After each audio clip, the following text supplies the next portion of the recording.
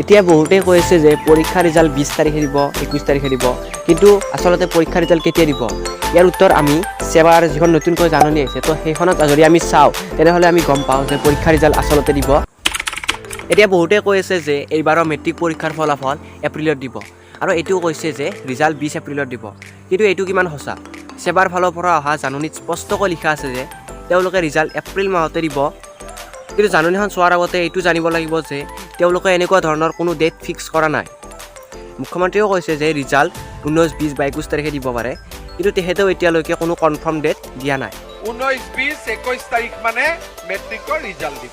তেন্তে কেতিয়া দিব আসলতে এইচএলচিৰ ৰিজাল্ট ইয়াৰ উত্তৰ আমি সেবাৰ একমাত্ৰ ৱেবছাইটত গ'লে দেখা পাওঁ যে ৰিজাল্ট উইল বি এনাউন্সড সুন কিন্তু এইটো ৱেবছাইটত কোনো ধৰণৰ কনফাৰ্ম ডেট দিয়া নাই